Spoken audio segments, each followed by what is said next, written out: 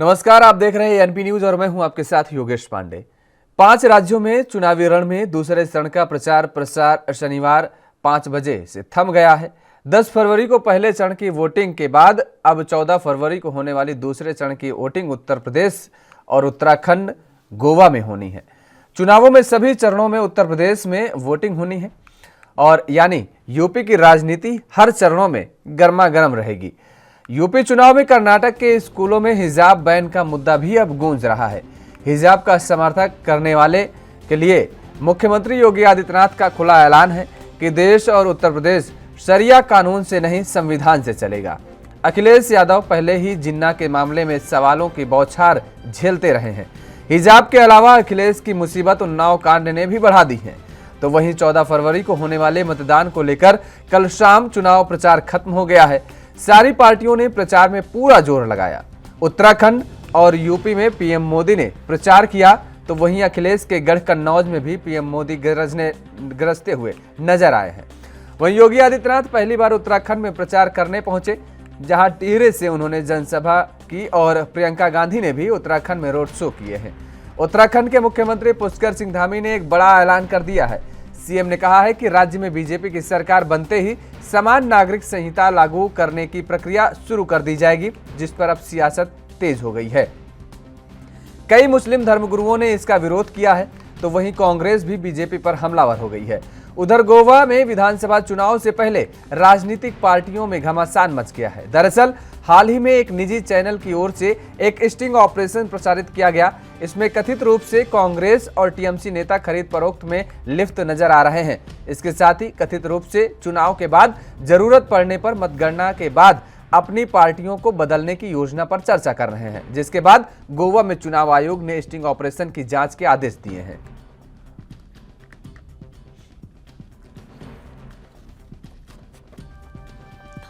तो चुनाव प्रचार के आखिरी दिन उत्तर प्रदेश की 55 सीटों और उत्तराखंड की 70, उधर गोवा की 40 सीटों पर शनिवार को अलग अलग राजनीतिक पार्टियों के नेताओं ने चुनाव प्रचार किया। आखिरी दिन पीएम मोदी ने उत्तराखंड और उत्तर प्रदेश में रैली की। वहीं केंद्रीय गृह मंत्री अमित शाह ने भी उत्तराखंड में आखिरी दिन कई विधानसभा सीटों पार्टी के प्रत्याशियों के साथ चुनाव प्रचार किया है। उत्तर प्रदेश के मुख्यमंत्री योगी आदित्यनाथ ने यूपी समेत उत्तराखंड में चुनाव प्रचार की आखिरी दिन अपना जोर लगाया है। वहीं समाजवादी पार्टी के राष्ट्रीय अध्यक्ष अखिलेश यादव ने भी यूपी में दूसरे चरण के चुनाव को लेकर आखिरी दिन ताबड़तोड़ सभाएं की। प्रियंका गांधी ने उत्तराखंड के अलग अलग विधानसभा सीटों पर चुनाव प्रचार के आखिरी दिन पार्टी के प्रत्याशियों के समर्थन में वोट की अपील की है। दरअसल उत्तर प्रदेश में 14 फरवरी को दूसरे चरण के तहत 9 जिलों की कुल 55 विधानसभा सीटों के लिए मतदान होगा। लेकिन इस दूसरे चरण के मतदान में उत्तर प्रदेश के कई दिग्गजों की प्रतिष्ठा दांव पर लगी है। एक तरफ जहां योगी सरकार में मंत्री सुरेश खन्ना, गुलाबो देवी और बलदेव सिंह औलख चुनाव मैदान में हैं, वहीं दूसरी तरफ समाजवादी पार्टी के कद्दावर नेता आजम खान, पूर्व मंत्री धर्मपाल सिंह सैनी, कमाल अख्तर और महबूब अली जैसे कद्दावर नेता हैं, जिनके भाग्य का फैसला 14 तारीख को लिखा जाना तय है।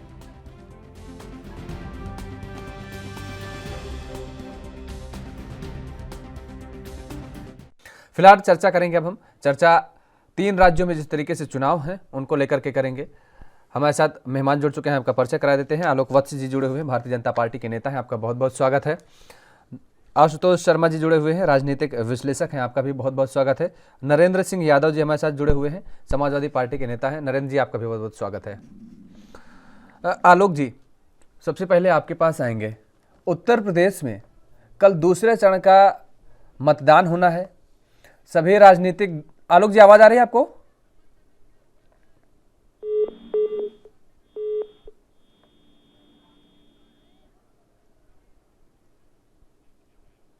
आलोक जी आवाज मिल पा रही है? नहीं मिल पा रही है। नरेंद्र सिंह जी, आपको आवाज आ रही है?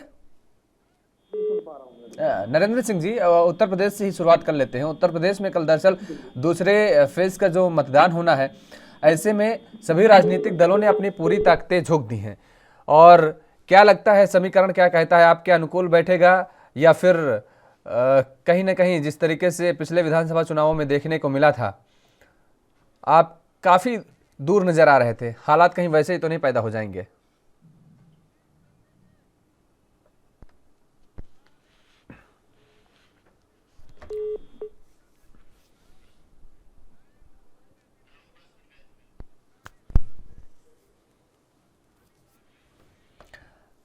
आलोक जी, आवाज मिल पा रही है आपको मेरी?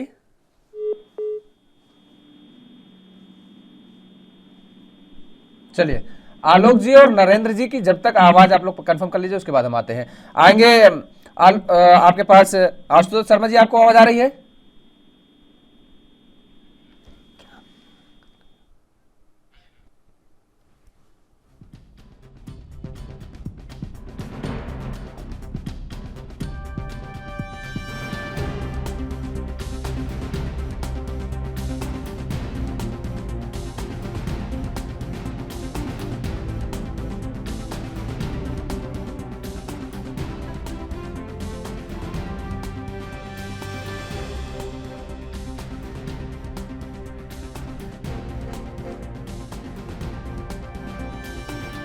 प्रचार के आखिरी दिन उत्तर प्रदेश की 55 सीट, उत्तराखंड की 70 और गोवा की 40 सीटों पर शनिवार को अलग अलग राजनीतिक पार्टियों के नेताओं ने चुनाव प्रचार किया है।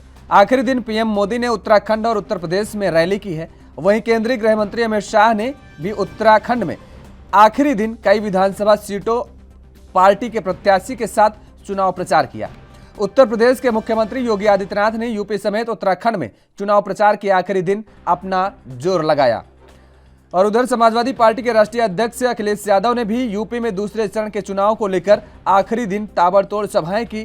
प्रियंका गांधी ने उत्तराखंड के अलग अलग विधानसभा सीटों पर चुनाव प्रचार की आखिरी दिन पार्टी के प्रत्याशियों के समर्थन में वोट की अपील की है। उत्तर प्रदेश का जिक्र करें तो उत्तर प्रदेश में 14 फरवरी को दूसरे चरण के तहत 9 जिलों की कुल 55 विधानसभा सीटों के लिए मतदान होगा। लेकिन इस दूसरे चरण के मतदान में उत्तर प्रदेश के कई दिग्गजों की प्रतिष्ठा दांव पर लगी हुई है। एक तरफ जहां योगी सरकार में मंत्री सुरेश खन्ना, गुलाबो देवी और बलदेव सिंह औलख चुनाव मैदान में हैं, तो वहीं दूसरी तरफ समाजवादी पार्टी के कद्दावर नेता आजम खान, पूर्व मंत्री धर्मपाल सिंह सैनी, कमाल अख्तर और महबूब अली जैसे कद्दावर नेता मैदान में हैं, जिनके भाग्य का फैसला 14 तारीख को लिखा जाना तय हुआ है। और दूसरे चरण के चुनाव में 9 जिलों, जिनमें सहारनपुर, बिजनौर, मुरादाबाद, संभल, रामपुर, अमरोहा, बदायूं और बरेली के साथ शाहजहांपुर शामिल हैं, जिनके 55 विधानसभाओं में होने वाले मतदान में कुल 886 उम्मीदवार मैदान में उतरे हुए हैं।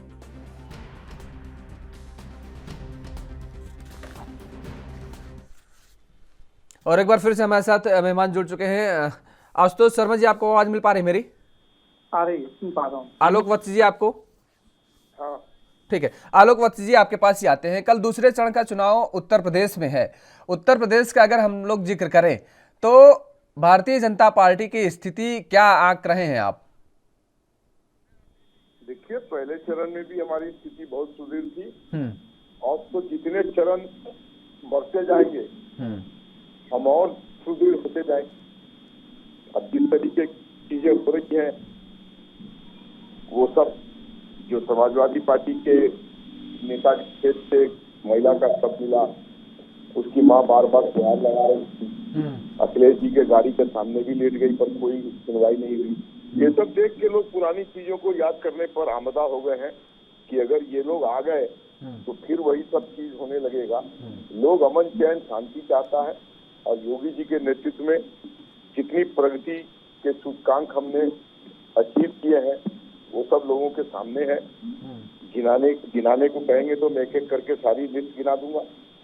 तो हम काम के बदौलत और एक भयमुक्त समाज क्रिएट करके यूपी को आगे ले चल रहे हैं। अच्छा, हिजाब का मामला भी उत्तर प्रदेश में इस दौरान गर्माता नजर आ रहा है। देखिए, हिजाब का मामला तो सही मामले में कुछ गरमाया था, लेकिन उसको तो कोर्ट के आदेश से ठंडा हो गया कि भाई मैंने पहले भी कहा था आपके चैनल पे और चैनलों पे कि देखिए, हर स्कूल का एक अपना ड्रेस कोड होता है, उसको सब पे लागू होता है। हिंदू, मुस्लिम, सिख, ईसाई सब पे, क्रिश्चियन सब पे लागू होता है। उसके बाहर चल के परिसर अब जो कर पहनना है पहन, लेकिन जैसे श्रीमती प्रियंका वडेरा ने बोला कि बिकनी की भी आजादी है, तो मुझे आप एक चीज बताइए, हो गई सही माने में आजादी है, कोई दिक्कत नहीं है, लेकिन कोई बिकनी पहन के क्लास अटेंड कर सकता है क्या? तो वहां तो आप कहेंगे कि नहीं, ड्रेस कोड होना चाहिए। अब जो लड़कियां हिजाब लगा के क्लासरूम में बैठी हैं वो खेलकूद में भी तो भाग लेती होंगी, तो क्या कोई स्विमिंग कर सकता है हिजाब लगा के? फुटबॉल खेल सकता है हिजाब लगा के, वॉलीबॉल खेल सकता है हिजाब लगा के, तो वहां तो आपको उतारना पड़ेगा। बिल्कुल। दो नॉर्म नहीं है ना। अब देखिए मैं आपको एक चीज बता देता हूँ, बिहार में नीतीश कुमार जी ने जितनी भी स्कूल गोइंग गर्ल्स हैं उनको साइकिलें दी हैं, और बहुत पहले से साइकिल दे रहे हैं। तो सुबह सुबह जब आप निकलेंगे वहां के रोड पे, खासकर ग्रामीण क्षेत्रों में, तो एक लाइन से लड़कियां आपको स्कूल जाती हुई दिखेंगी अपने अपने साइकिल पे, और किसी का चेहरा आप नहीं देख सकते हैं, अधिक मतलब 95% का चेहरा आप नहीं देख सकते हैं। उन्होंने अपने दुपट्टा से या कोई एडिशनल दुपट्टा से अपने पूरे फेस को कवर कर लेती है और सिर्फ आंख दिखाई देता है। तो ये भी तो एक हिजाब ही है जो हिंदू लड़कियां कर रही हैं। लेकिन स्कूल परिसर में दाखिला लेने के पूर्व वो अपना दुपट्टा खोल के साइकिल पे रख लेती हैं और क्लास अटेंड करती हैं बगैर मुंह ढके हुए, और उसके बाद फिर बाहर निकलती है तो उसको पहन के चली जाती है। तो हम लोगों ने ये थोड़ी कहा कि हिजाब मत लगाइए, या हिजाब, वैसे हिजाब का कुरान में कहीं मेंशन नहीं है, बुर्का का है लेकिन हिजाब का नहीं है। लेकिन फिर भी आप लगाना चाहते हैं तो लगाइए, बट स्कूल प्रेमिसेस में, कॉलेज प्रेमिसेस में मत लगाइए। वहाँ एक यूनिफॉर्म ड्रेस कोड चलने दीजिए। बिल्कुल ठीक बात। नरेंद्र सिंह यादव जी, उत्तर प्रदेश में दरअसल जिस तरीके से उन्नाव का जो मामला सामने आ गया है हाल ही में, अब ऐसे में तो आप घिरते ही नजर आ रहे हैं। आप पर जो आरोप कानून व्यवस्था के लगते नजर आ रहे थे, और अब तो बीजेपी को एक और बड़ा मौका मिल गया है। मैं आपको एक बात बताता हूँ, जब भारतीय जनता पार्टी कहीं भी असफल होती है तो वो विपक्ष को निशाना बनाती है। आज आप देखिए उत्तर प्रदेश में सरकार किसकी है, पुलिस किसके नीचे काम कर रही है, और जो जिस नेता का नाम ले रहे हैं लोग, ये उन्होंने प्रोपेगेंडा एक इश्यू बना रखा है कि वो सपा का नेता था। भाई उनके पिता कभी समाजवादी पार्टी में थे और वो 4 साल पहले एक्सपायर हो चुके हैं। जिस व्यक्ति पे आज आरोप है वो आज पार्टी का सदस्य भी नहीं है। दूसरी चीज, वो लड़की 2 महीना पुलिस के चक्कर काटी, इनकी पुलिस ने उसको कोई रेस्पॉन्स नहीं दिया, और सबके सामने वीडियो में चिल्ला चिल्ला के कह रही है कि भाई ये सब पुलिस की लापरवाही है, और सबके सामने कह रही है कि वो बीजेपी के लोगों से मिला हुआ है, उनके संरक्षण में है। तो इनका क्या है कि मतलब भाजपा की ये टेंडेंसी है, इनका एक जो है स्टंट है कि जब आप कहीं गिरते हैं तो विपक्ष को दोषी ठहराइए। ये लोग वर्तमान में नहीं जीते, कहीं नेहरू जी की बात करते हैं, कहीं कांग्रेस की बात करते हैं। भाई आप 7 साल से सत्ता में सेंट्रल में हैं, 5 साल से उत्तर प्रदेश में हैं, आप देखिए कार्रवाई क्यों नहीं हुई। 2 महीने से वो लड़की चक्कर काट रही है, उसके माता पिता चक्कर काट रहे हैं। भाई आपकी पुलिस ने संज्ञान क्यों नहीं लिया। बिल्कुल। हाथरस में कांड होता है, पूरा विपक्ष खड़ा होता है, पूरे देश का मीडिया खड़ा होता है, तब न्याय मिलता है। उन्नाव में भी दूसरी एक घटना है, इनका विधायक एक लड़की का बलात्कार करके उसके घर को नष्ट कर देता है। आप देखिए पुलिस कस्टडी में 1-1.5 फुट की ऊंचाई पे आदमी हत्या कर लेता है इनके थाने में जाके। ये कैसे ये सब हो रहा है उत्तर प्रदेश में। आप देखिए पुलिस कस्टडी में गोरखपुर में लापरवाही है, उन्नाव मामले में भी लापरवाही है। बिल्कुल ठीक बात, मैं सहमत हूँ इससे। चारों तरफ जंगल राज कायम कर रखा है। प्रशासनिक अधिकारियों को थाने पुलिस में थाने पुलिस की स्थिति अभी ठीक नहीं हुई, सुधरी नहीं है, स्थिति गंभीर है। 2 महीने लग गए। कानून व्यवस्था के नाम पे ये लोग आए, कानून व्यवस्था के हालात देख लिए उत्तर प्रदेश में, जंगल राज कायम है, माफिया क्रिकेट खेल रहा है। नहीं, माफियाओं के घर पे तो बुलडोजर चल रहे हैं नरेंद्र सिंह जी। नहीं, ऐसा नहीं है। ये बुलडोजर राजनीतिक द्वेष से चल रहे हैं कि भाई जो हम उल्टे सीधे काम उत्तर प्रदेश में कर रहे हैं उनका विरोध करे नहीं लोग कोई, इस तरह से चल रहे हैं। कई कानून व्यवस्था जो होती है उसका एक नियम होता है कि सबके लिए बराबर होती है। वो ऐसा नहीं होता है कि आप हाथरस में संरक्षण करेंगे। एक गरीब लड़की जब जलाई जाएगी, आपकी पुलिस रात में जला देगी बिना उसके उनके माता पिता के इजाजत के, और उनका संरक्षण करेंगे आप, और कहीं आप छोटी सी घटना पे बुलडोजर चला देंगे। आप देखिए लखीमपुर खीरी में 4 लोगों को सरेआम हत्या करने वाला आदमी आजाद हो जाता है, और केरल से एक पत्रकार आता है, उसको जमानत नहीं मिलती है। लखीमपुर खीरी में ही आप देखिए, लखीमपुर खीरी में किसान उसी केस में बंद है। सरेआम गुंडागर्दी कायम करने के लिए उन्होंने गुंडई के बल पर चुनाव जीतना चाहते हैं उत्तर प्रदेश में। चलिए, समय चल रहा है, उसी का जनता का ही समय चल रहा है, किसानों का ही समय चल रहा है। और दूसरे फेज में वो तय इनको एक सीट नहीं मिलने वाली है, आप देख लीजिए। अरे ये तो बड़ा दावा कर दिया आपने नरेंद्र जी, एक भी सीट, ये तो बहुत बड़ा दावा कर दिया। देखते जाइए 10 साल से क्या हालात होने वाले चलिए, हैं। ठीक है, देखते हैं, बहुत जल्द नतीजे आने वाले हैं, बहुत कम समय बचा हुआ है, ज्यादा समय नहीं है। आशुतोष शर्मा जी आपके पास आएंगे। दरअसल कल का अगर हम जिक्र करें तो कल उत्तराखंड और गोवा में भी चुनाव हैं, जो कि एक ही चरण में खत्म हो जाएंगे। वहां पर उत्तर प्रदेश में दूसरे चरण में चुनाव है, दूसरे चरण का है। खासतौर पर उत्तर प्रदेश का अगर जिक्र करें तो यहाँ पर सारे चरणों में जो है सियासत गर्माती ही नजर आएगी। लेकिन जो ये 3 जगह पर कल चुनाव हैं, मैं आपके नज़रिए से सियासी समीकरण समझने की कोशिश करूंगा और दर्शकों को भी चाहूंगा कि वो भी समझें। आशुतोष शर्मा जी माफ कीजिएगा, फिलहाल ब्रेक का वक्त तो चला है, ब्रेक के बाद आएंगे और आपसे जानेंगे और समझने की कोशिश करेंगे कि दरअसल किस तरीके से, जिस तरीके से कल 3 राज्यों में चुनाव हैं, उन चुनावों को लेकर के क्या कुछ सियासी समीकरण कहते हैं। ब्रेक के बाद फौरन हाजिर होते हैं।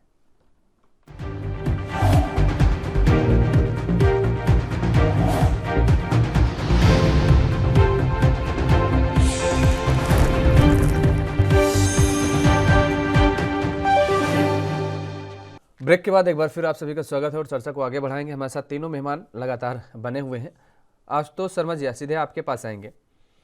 जिक्र कर रहे थे 3 राज्यों के चुनाव को लेकर के, उत्तर प्रदेश में दूसरे चरण का और गोवा के साथ ही उत्तराखंड में भी कल पहले और आखिरी चरण का ही चुनाव है। क्या कुछ सियासी समीकरण कहते हैं? देखिए, सियासी समीकरण इस सबसे पहले मैं उत्तर प्रदेश को लेकर के चलता हूँ। उत्तर प्रदेश का पहले दौर का चुनाव बड़ा उत्साहजनक था। लोगों ने बड़ा उत्साह से अपने वोट डाले और उसमें महिलाओं का जो पार्टिसिपेशन बड़ा एक्टिव था। मेरा मानना है जिस भी कार्य में अगर महिला एक्टिव रूप से पार्टिसिपेट करती हैं तो उसमें सफलता अवश्य पाती हैं। पहले महिलाओं का रोल इतना ज्यादा अहम नहीं था और इतने ज्यादा महिलाएं वोट डालने के लिए नहीं आती थी। और अब जहाँ भी देखने में आ रहा है महिलाएं वोट डालने के लिए आगे आ रही हैं। तो लेडीज का की फैक्टर, लेडीज भी एक बड़ा की फैक्टर होगा। और चुनाव की जहाँ तक समीकरण है, दूसरे चरण में मुस्लिम वोटर्स बड़ा इम्पोर्टेंट रोल प्ले करते हैं। बिल्कुल। और आज के समय में हर व्यक्ति ये देखता है कि मेरी भलाई किस चीज में है। मुस्लिम लोगों को अभी तक राजनीतिक दलों ने अपना अपना उल्लू सीधा करने के लिए उनको इस्तेमाल करा। और आज की तारीख में मुस्लिम वोटर भी ये बड़ा समझ गया है कि उनको पिछले वर्षों में किस तरह से डिफरेंट पार्टीज ने कैसे उनका यूज और मिसयूज करा, अपना अपना समीकरण सीधा करा और अपना उल्लू सीधा करा। उसके बाद मुस्लिम समाज के लिए किसी पार्टी ने कुछ नहीं करा। अब जहाँ तक सवाल 2017 और 2022, 2017 के उसमें जो पिछले 4-5 वर्षों में राज्य ने उन्नति करी है, चहुमुखी उन्नति हुई है, सब तरह का विकास हुआ, सड़कों का निर्माण हुआ, मेडिकल कॉलेजेस खुले, एम्स बने और अन्य चीजों का। सबसे बड़ी चीज है लॉ एंड ऑर्डर। आज की तारीख में अभी शामली मुजफ्फरनगर में देख रहे थे कि महिला अपने पति के साथ, भाई के साथ, कोई बहन अपने भाई के साथ मोटरसाइकिल पे बैठ के जा रही है और चौराहे पे खड़े हुए लोग देख के कह रहे थे ये वही उत्तर प्रदेश है जहाँ पे शाम के महिला बहन अपने भाई के साथ या पिता के साथ निकलने में घबराती थी। आज वो लोग स्वच्छंद बड़े आराम से घूम रहे हैं और लॉ एंड ऑर्डर लोगों को नजर आ रहा है कि सुधार है। तो कोई भी व्यक्ति सबसे पहले ये देखता है कि आपको किस तरफ फायदा नजर आ रहा है, क्या कुछ सुधार है। 70-75 वर्षों की राजनीति में अगर मैं पिछले 15 से 20 साल के चुनाव को देखता हूँ, कांग्रेस पार्टी 33 साल से चुनाव अपने दम में 33 साल के बाद पहली दफा चुनाव लड़ने के लिए खड़ी हुई है और 40% महिलाओं को उन्होंने टिकट भी बांटे हैं, 40% युवाओं को दिए हैं। सबसे बड़ी चीज है पार्टी में कोई विनिंग कैंडिडेट नजर नहीं आ रहा। ये चुनाव जहां तक देखने में आ रहा है, सपा बीजेपी 2 पार्टी हैं और आरएलडी बीएसपी इतना एक्टिव नजर नहीं आ रही। वोटर जो है आज की तारीख में अपना फायदा देख रहा है कि मेरे को किस पार्टी के साथ जाने में, किस को वोट देने से आगे उन्नति होगी और किससे राज्य को और मेरा भला होगा। तो कानून व्यवस्था अवश्य सुधार हुआ है। लोगों में सेफ्टी की भावना नजर आई है कि लोग अपने घर से बाहर निकल सकते हैं। गुंडागर्दी की उसमें वारदात में कमी हुई है।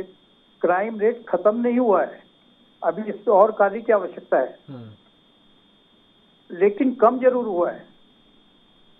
और जनता बड़ा सोच समझ के वोट देगी। जनता का अपना इरादा किसको वोट देने का है, ये लोग अभी खुल करके सामने नहीं आ रहे हैं। लेकिन निश्चित है चुनाव और पिछले चुनावों से हट करके होगा और बड़ी कांटे की टक्कर होगी।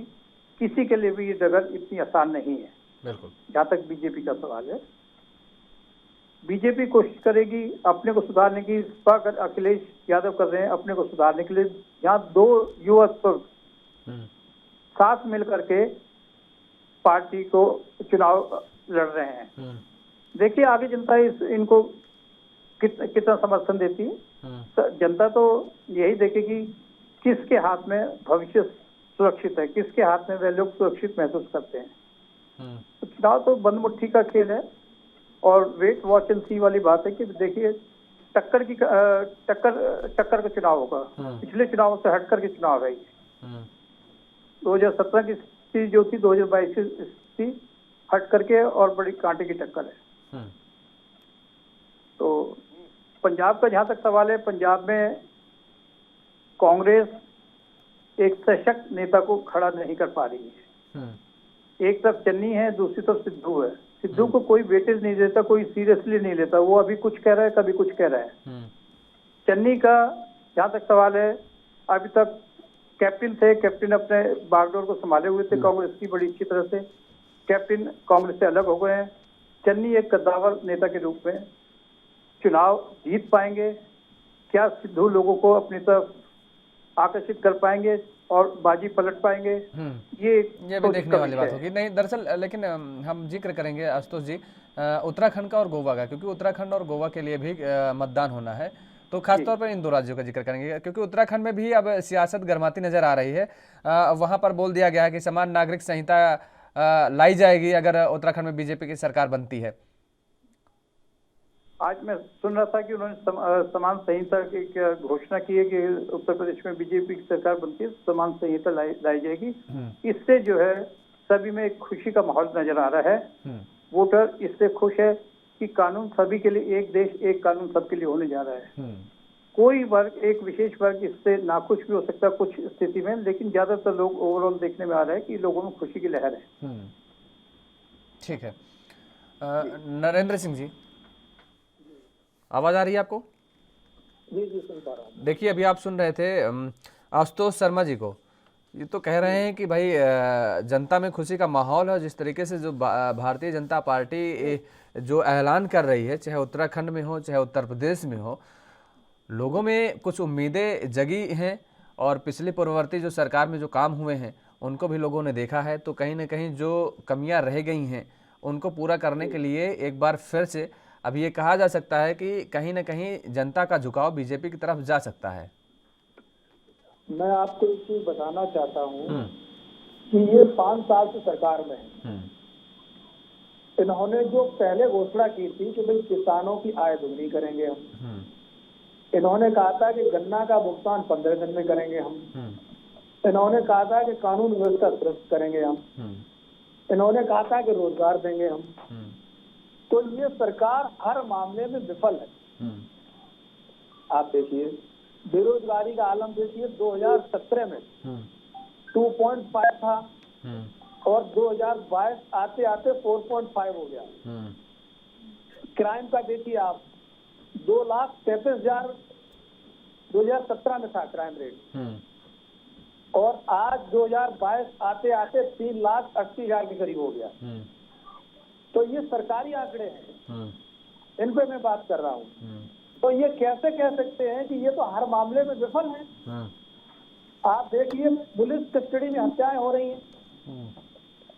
भारतीय जनता पार्टी का एक ही काम है कि झूठ बोलो, झूठे वादे करो लोगों से, लोगों को झांसे में लो, बहकावे में लो, सरकार बनाओ, लोगों के सेंटीमेंट से चलो। जब चुनाव आता है तो ये पोलराइजेशन की बात करते हैं, और 5 साल जनता की सुध नहीं लेते। कहाँ कौन मर रहा है, क्या हो रहा है। कोरोना में आप देखिए, लाशें गंगा में बही, लोगों को बिस्तर नहीं मिला, दवाई नहीं मिली, इलाज नहीं मिला। और लॉकडाउन के टाइम आप देखिए, परिवहन विभाग के पास कितनी बसें हैं और 200-2,500 हजार किलोमीटर लोग पैदल चल के आए। प्रेग्नेंट महिलाएं हैं, वो चल के आई, बच्चे मरे, बुजुर्ग मरे, इनका कोई पता ठिकाना नहीं था कि कहाँ है। और जैसे ही चुनाव आता है, ये लोगों की धार्मिक भावनाओं को भड़काते हैं और चुनाव जीतने के बाद फिर वही कहानी हो जाती है। इनका विकास, रोजगार, शिक्षा, स्वास्थ्य से कोई लेना देना नहीं है। आप देखिए, हिजाब का मामला एक ऐसे टाइम आता है जब चुनाव उत्तर प्रदेश में होता है। पश्चिम में इनका चला नहीं कुछ, पश्चिमी उत्तर प्रदेश में पोलराइजेशन में ये सफल नहीं हुआ, तो उन्होंने कहा कि भाई कैसे किया जाए, तो कर्नाटक में करा दिया।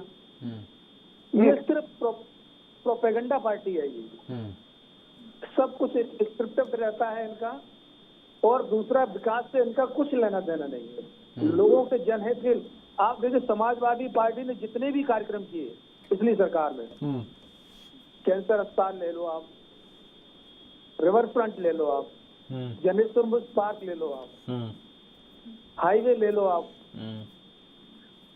पेंशन योजना ले लो, जितनी आपको कितनी योजनाएं बनाए। 100 नंबर पुलिस की गाड़ी ले लो आप, 15 मिनट में रेस्पॉन्स मिलता था। एम्बुलेंस ले लो आप, इतनी योजनाएं हम आपको अभी बताएं तो लंबी लिस्ट है जो सीधे जनता के हित से जुड़ी हुई है। तो फिर क्यों नकार दिए गए जनता द्वारा? अरे आप सेंटिमेंट से खेलते हैं, लोगों को धार्मिक भावना भड़काते हैं आप, इसलिए नकार दिए गए। अच्छा। लोग बहकावे में आ गए और वो बहकावा अब नहीं चल रहा है। आप देख लीजिए, पश्चिम में आपको जमानत जब्त करनी पड़ेगी, जमानत जब्त हो जाएगी। क्या मैं बोल सकता हूँ? बोलिए बोलिए आलोक जी, बोलिए आप। भाई नरेंद्र जी को मैं ये बताना चाहता हूँ, शुरुआती दौर में ही कि मैं भी समाजवाद का बहुत प्रबल समर्थक रहा हूँ कॉलेज लाइफ में। मुझे एक चीज बता दें, लोहिया के समाजवाद के किस पृष्ठ पे अंकित है ये कि बाप के बाद बेटे को नेता मान के आगे चलो? लोहिया परिवारवाद के विरोधी थे। ये अटैक वो बराबर नेहरू खानदान पर किया करते थे और इन लोगों ने समाजवाद को ठंडे बस्ते में रख के परिवारवाद को लागू कर दिया। कौन सा गुण है किसान का कौन सा गुण है अखिलेश यादव में? पूरी जिंदगी वो बाहर पड़े हैं हिंदुस्तान के बाहर, कौन सी किसानी की किसान का दर्द जानते हैं वो? और ये कह रहे हैं कि योगी जी के राज में कुछ प्रोग्रेस नहीं हुआ। 45 वर्षों में योगेश जी, रेलगाड़ी से पानी जाती थी बुंदेलखंड में, 45 वर्षों के बाद हमने वहां पे पेयजल, नल जल योजना के तहत वहां पेयजल पहुंचाने का काम किया। इनके राज में महिलाएं विरोध होती थी सड़क पर शौच करने के लिए, और जब गाड़ियां जाती थी तो दर्दनाक सीन था, वो एकाएक उठना पड़ता था। आज उसको हमने इतिहास बना दिया। कोई माँ बेटी सड़क पर और खेत में शौच नहीं जा रही है, ये इन्होंने बनाया शौचालय। आज गरीबों को जो 55 लाख घर दिए गए हैं, क्या इन्होंने निर्माण किया?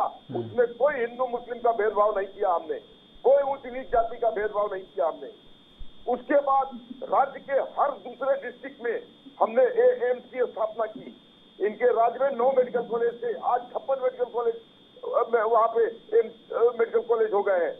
उसके बाद हाईवे का निर्माण हुआ, उसके बाद हमने मेट्रो चलाना कानपुर में चला दिया और अन्य 4-5 शहरों में मेट्रो का काम तेजी से चल रहा है। उसके बाद जितनी भी ये पेंशन योजना थी उस सब में हमने इजाफा किया। और ये गन्ने मूल्य की भुगतान की बात करते हैं, जब इनसे हमने टेक ओवर किया था योगेश जी, तो 10,661 करोड़ रुपया बकाया था किसानों का। 92% पेमेंट किया है योगी जी ने मूल्य बढ़ाकर, अब मात्र 3,400 करोड़ रुपया बकाया रह चुका है। ये क्या बात करेंगे? और उसके बाद मोदी जी के राज में, उसके बाद 135 वर्षों से टेंट में लेटे हुए राम को हमने भव्य मंदिर के साथ अयोध्या में स्थापित किया। ये देश देवी दुर्गा और राम का है, इसको भूला नहीं जा सकता है। वो हमारी आस्था का प्रश्न है। हमारे आस्था पर अगर मुसलमान के आस्था पर चोट पहुंचती है तो बवाल होता है, और हिंदू के आस्था पर अगर चोट पहुंचे तो उस पर बवाल होने पे लोग हमें कम्युनल कहते हैं। ये इन लोगों की देन है। आलोक जी, जिन्ना का जिक्र किसने किया? जिन्ना की वाहवाही किसने लूटी? जिन्ना को आदर्श किसने बताया? ये इनके दल के लोगों ने किया ये सारे काम, और ये हम पर उंगली उठा रहे हैं। आप ये बताएं, अतीक अहमद गांधीवादी हैं, मुख्तार अंसारी गांधीवादी हैं, आजम गांधीवादी हैं। बोलती बंद हो जाएगी इनकी। आज ठीक कहा शर्मा जी ने, आज महिलाएं, इवन मुस्लिम महिलाएं अपने शौहर से छिपाकर लगातार कमल पे बटन दबा रही हैं। वो सुरक्षित महसूस करती हैं, भय मुक्त माहौल में वो चल रही हैं। बहु बेटियां भय मुक्त माहौल में चल रही हैं। ये माननीय योगी जी और मोदी जी की देन है। 370 का कोड मोदी जी ने हिम्मत की 56 इंच की छाती रखकर मिटाने का, 35 से लेकिन मोदी जी ने मिटाया। ठीक है आलोक जी, बहुत सारे काम किए आपने, गिना दिए। लेकिन दरअसल जो कल मतदान होना है, इसमें देखिए अभी आशुतोष जी बता रहे थे और ये सच है कि इस क्षेत्र में अल्पसंख्यकों का जो वोट बैंक है वो विशेष महत्व रखता है कि किसकी सीटें इधर निकल पाएंगी। और दूसरी बात, उसी क्षेत्र में महिलाओं के पास तलाक का मुद्दा मैं इनकी बात का जवाब दूं? दे दीजिए, आप भी दे दीजिए, नरेंद्र जी आप भी दे दीजिए, फिर आते हैं आशुतोष जी के पास। देखिए, सबसे पहले इन्होंने कही परिवारवाद की बात। प्रधानमंत्री जी देश में सबके प्रधानमंत्री हैं, और आप देखिए ये नियम कानून की कैसे धज्जियां उड़ाते हैं ये लोग। चुनाव आयोग ने कोई संज्ञान नहीं लिया कि वो भाई पीएम है। इन्होंने जो है शाम को लगभग 70 मिनट बात की, उसमें समाजवादी पार्टी पे हमला किया जब चुनाव प्रचार थम चुका था, वोटिंग होनी थी। ठीक है, यहाँ पर नरेंद्र जी आपको यहाँ पर रोकेंगे आपको, और एक वक्त चला एक और छोटे से ब्रेक का। ब्रेक के बाद फौरन हाजिर होते हैं।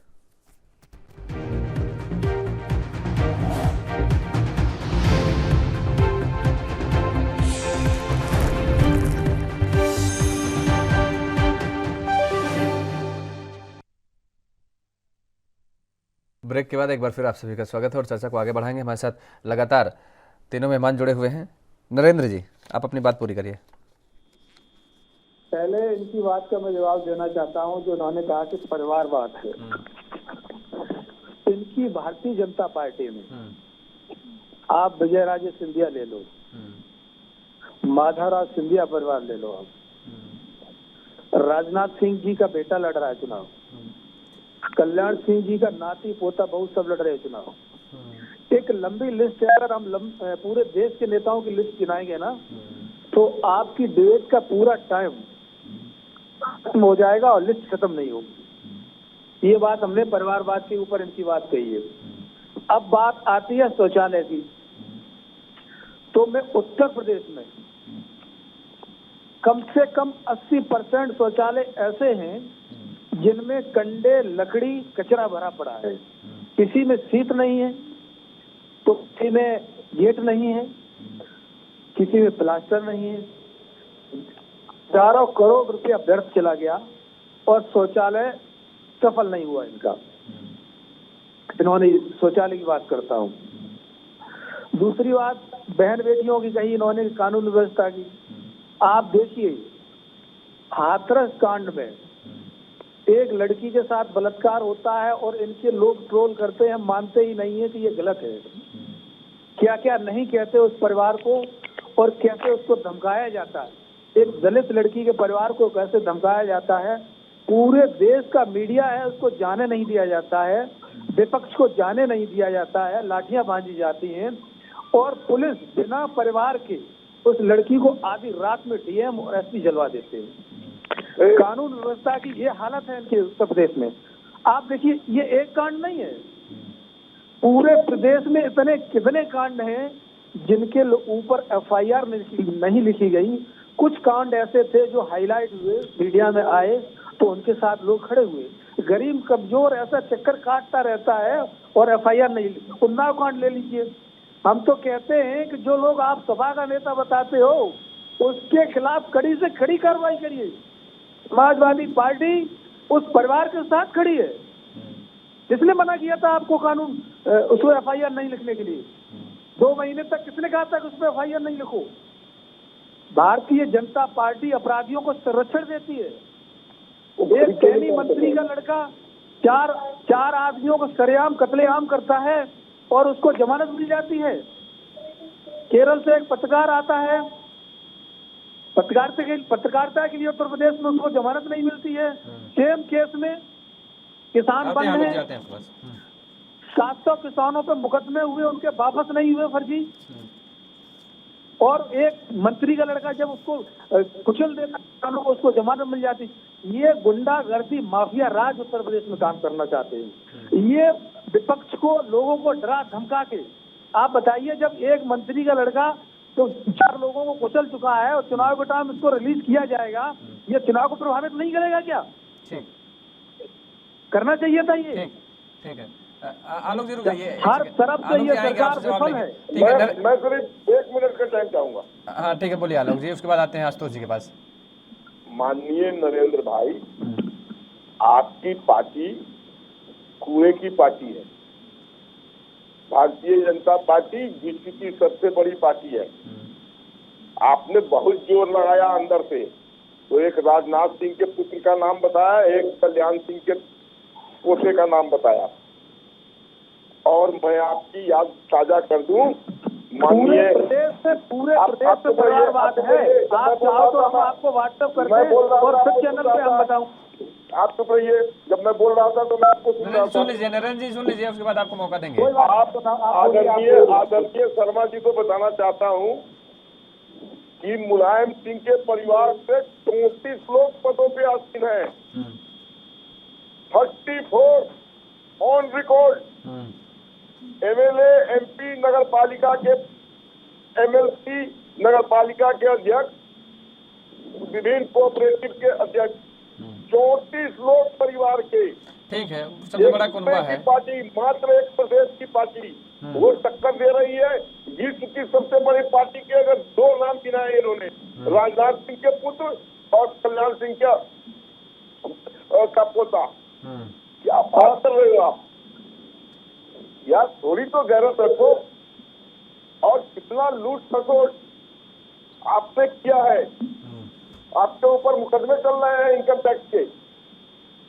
अब बात क्या कर रहे हैं आप मुझे बता दीजिए नरेंद्र मोदी जी के पिताजी का नाम, आज जेपी नड्डा के पिताजी का नाम बता दीजिए, अमित शाह के पिताजी का नाम बता दीजिए। नरेंद्र मोदी जी के परिवार के 18 सदस्य अपनी जीविका खुद नौकरी करके कर रहे हैं। माननीय योगी जी के माता पिता आज तक योगी जी से मिलने लखनऊ नहीं बुलाए गए। और ये भी सुन लीजिए, उनकी अपनी बड़ी बहन आदरणीय शर्मा जी फूल बेच कर अपनी जीवन यापन कर रही है। ये है भारतीय जनता पार्टी की आदर्श। आपके यहाँ कौन आदमी आपके परिवार का फूल बेच के या टेम्पू चला के या क्लर्की करके कौन सा यादव परिवार? इस बात से तो मैं सहमत होऊंगा, बिल्कुल ठीक बात। समाजवादी पार्टी में नहीं, किसी भी दल में होगा तो ऐसा नहीं हो पाएगा। शर्मा जी, इनके यहाँ एक राज्यों में 100 करोड़ रुपए खर्च किए जाते हैं। ये बात कर रहे हैं ये शिक्षा की और आदर्श की, जिससे ये इनका कोई लेना देना नहीं है। इसलिए ठीक है, भारतीय जनता पार्टी को मैं बता रहा हूँ आपको, मुसलमानों का भी छिपा हुआ वोट मिलेगा।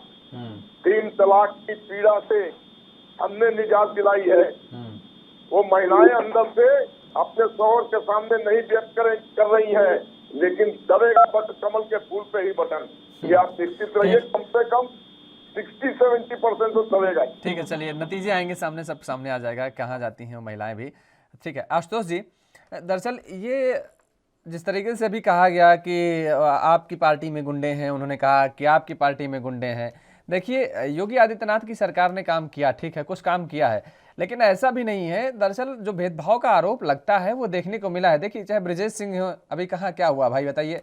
लोग मैच खेल रहे हैं और 25,000 के इनामी हैं, प्रचार कर रहे हैं चुनाव में, इन पर भी कार्रवाई होनी चाहिए ना भाई। अगर सुरेश राणा का जिक्र करें, क्या है इनके ऊपर भी तमाम सारे आपराधिक मुकदमे दर्ज है ना। धुन्नी सिंह क्या है भाई, आप बताइए ना। मैं तो जानता हूँ, जमीनी तह तक जानता हूँ। अभी भी बाजारी लेते हैं ये लोग। क्या वहाँ एक कहावत चलती है कि 10 की 20 मैं की। आपसे पूर्ण से सहमत हूँ। बीजेपी को इस पे चिंतन मनन करने की आवश्यकता है। हाँ, पार्टी में अगर कोई गलत छवि का व्यक्ति है तो उसके बारे में बीजेपी पार्टी को भी सोच विचार करना चाहिए। जैसा कि किसी पार्टी में कम, किसी में ज्यादा बुरी छवि के लोग सभी तरफ हैं। अभी परिवारवाद की बात कर रहे थे कि आपने राजनाथ सिंह के बेटे का गिनवाया और कल्याण सिंह के नाती पोते का गिनवाया। बीजेपी पार्टी में 2-4 लोग जरूर होंगे, मैं मना नहीं करता, लेकिन अगर मुलायम परिवार को देखते हैं तो 30 से 35 लोग उनके परिवार के लोग विभिन्न पदों पर आसीन हैं। एक साइकिल पे चलने वाला अध्यापक आज कितने 100 करोड़ की, कितने 1000 करोड़ की संपत्ति का मालिक है। योगी जी अपने वही 4 कपड़े जो लेकर के आए थे, खड़ाऊ पहन करके आए थे, उन्हीं 4 कपड़ों में आज रह रहे हैं। उन्होंने कोई उदासीनता का जीवन नहीं व्यतीत कर रहे हैं। जमीन पर सो रहे हैं, चटाई पर सो रहे हैं, सात्विक खाना खा रहे हैं, शाम के टाइम थोड़ी सी खिचड़ी खा ली, कोई 5 स्टार होटल में नहीं जा रहे, कोई आलीशान उसमें नहीं जा रहे, कोई लग्जरी कार में, एक साधारण योगी का ही जीवन व्यतीत कर रहे हैं।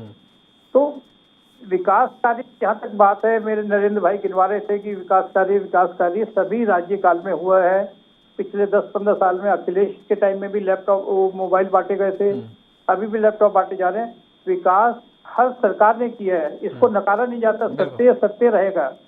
चाहे वो मायावती सरकार थी, अखिलेश सरकार थी या कांग्रेस की सरकार थी, लेकिन विकास की गति ने जो पिछले 5 साल से जो गति पकड़ी है, द्रुत गति, जो फास्ट स्पीड से, जो फास्ट ट्रैक पे जो आया है, वो अनप्रेसिडेंटेड है, वो देखने वाला विकास है। और आज की तारीख में चाहे वो किसी भी वर्ग का है, चाहे माइनॉरिटी का, मुस्लिम वर्ग है या हिंदू वर्ग, मैं उसके ऊपर बात नहीं कर रहा। हर व्यक्ति विकास चाहता है, अपना भला विकास चाहता है और सुशासन चाहता है, और सुशासन चाहता है, और वो ये चाहता है रोजगार मिले, रोजगार के अवसर क्रिएट किए गए हैं। हम ये तो कह देते हैं कि अवसर रोजगार नहीं मिला, इतने लोग बेरोजगार हो गए, लेकिन जब हम देखते हैं उसके पीछे जो हमारी त्रासदी इतनी बड़ी आपदा आई, कोरोना कोविड आया, पूरी दुनिया में कितने करोड़ लोग इससे प्रभावित हुए। हमारे देश में एक सुशासन की वजह से कितना सुचारू रूप से इसका संचालन किया जा सका। 165 से 170 करोड़ के करीब कोविड की डोजेज लोगों को लगाई जा चुकी हैं। अमेरिका की आबादी भारत बिल्कुल, वैक्सीनेशन अभियान जो चलाया गया वो सार्थक रहा है, उसे नकारा नहीं जा सकता है। और लेकिन जिस तरीके से विकास को लेकर के और रोजगार को लेकर के पार्टियों को सोचना चाहिए, चाहे जो भी पार्टी हो। फिलहाल इस चर्चा में हमारे साथ जुड़ने के लिए आप सभी मेहमानों का बहुत बहुत शुक्रिया। तो जिस तरीके से अगर कल का जिक्र करें तो कल उत्तर प्रदेश में दूसरे चरण का चुनाव है, और ऐसे में अब ये देखने वाली बात होगी कि आखिर दूसरे चरण में मतदानों का रुझान किस पार्टी की ओर जाता है। इस चर्चा में फिलहाल मेरे साथ इतना ही। देश और दुनिया की तमाम खबरों के लिए आप बने रहिए एनबी न्यूज़ के साथ।